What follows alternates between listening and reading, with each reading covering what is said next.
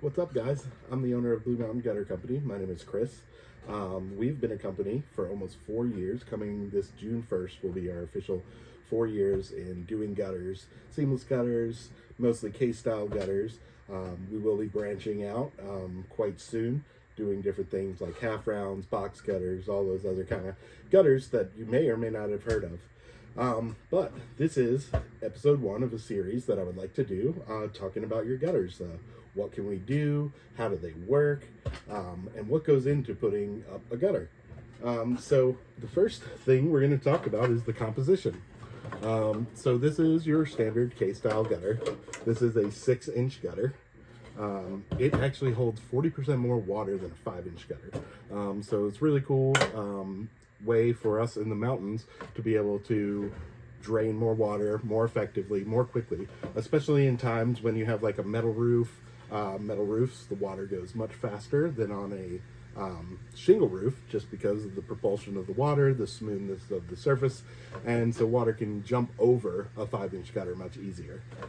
So the first thing I will talk about here is the end caps. So the end caps here, they hold everything together. Pretty simple piece of aluminum. But what we do with the end cap is we take a special tool called a crimper, and then we crimp all around, and then we use what we call the tri-polymer seal. This is the only stuff we use. This is the best stuff that you can get on the market. Anybody who does work for you, I would highly recommend using this stuff. It's going to outlast most, if not all, other brands that come across. So let's talk a little bit about the hangers. So these are hang tight hangers. They're for 6-inch gutter as well. Basically these are what holds your gutters into place. And what happens is we take this little hook right here and it clasps onto the inside of the gutter. Then once this is in here, we can take an 1.5 inch screw and we just zip it straight through the back right there. So pretty simple, pretty effective. You may see the old ways of doing gutters. They used to use what was called a spike. That is a nail that's about 9-inch nails. They're pretty long, and basically they just hammered the nail straight through to get the gutters to go on the house. Well, come to find out, apparently, those start to work their ways out after 10, 20, 30 years. These things start to work their way out of your fascia, and the gutters start to fall off the side of the house. So using these new hidden brackets, basically it's a more effective way to make sure that your gutters are going to stay hung correctly for a longer time. Another thing to note is your outlet. So this is the hole in which the water drains.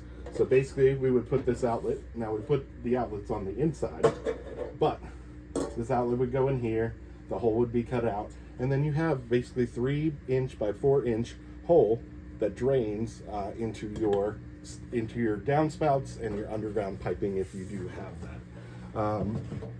Now, one thing I want to mention is that sometimes you'll see other companies using things called the X cut, which essentially they come in here and they cut an X and then they flip the flaps and then they screw your downspout to those flaps.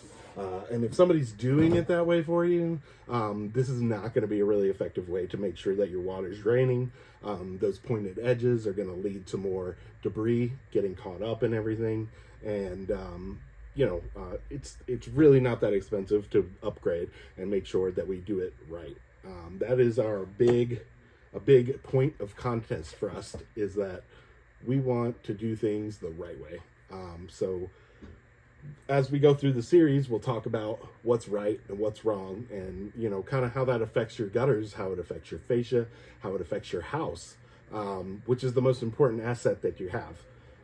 So come along with me. We'll be doing more of these videos. I'll be looking to get in depth with different types of gutters, more in depth about hangers, caulk, all those kind of things. So that said, I really appreciate you taking the time to watch this video. I'm hoping to have more to come, and I look forward to it. Thanks.